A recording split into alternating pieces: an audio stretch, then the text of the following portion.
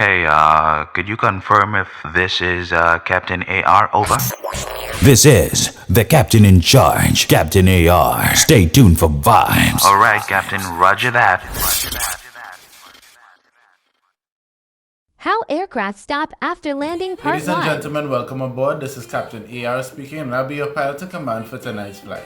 In tonight's flight, we're going to talk about the mechanisms used on an aircraft to stop the plane after landing. Now, to understand this, we first need to understand what is drag. And drag is the aerodynamic force that acts against an aircraft against the aircraft's forward thrust, or the forward movement of an aircraft. And for tonight's video, I'll be using the Boeing 777-300ER for demonstration purposes. Now we must understand that there are two types of drag. There's induced drag and there's parasite drag. Parasite drag I will get into another video, but today we're going to focus on induced drag. Induced drag is drag that is intentionally produced. And when I say intentionally produced, I mean the pilots use mechanisms that actually produce this drag. And it is important to know what induced drag is, because it is induced drag that is being used to assist the pilot in slowing down and stopping the plane. So first we're going to talk about the flaps. Alright, the flaps are located just on the wing nearer to the fuselage, which is the body of the aircraft. Right? Remember, in a previous video I would have told you that the ailerons are located near the wingtip. The flaps are located near to the fuselage. Right? The other mechanism I'm going to talk about, this is the leading edge slats. Right?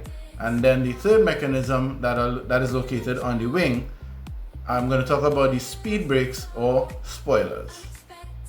So the flaps actually move out this way, right? It goes outward, and what happens is as it increases, as it goes out more, it produces more drag and less lift. All right, and it goes out more in degrees. So 10 degrees flaps, 20 degrees flaps, 30 degrees flaps, up to 40 degrees. So what this does, it changes the shape of an aircraft so much so that the direction of the wind flow under the aircraft's wings will now change direction as it hits the flaps, and it goes back this way. Alright, so the more flaps you extend is the more induced drag you create.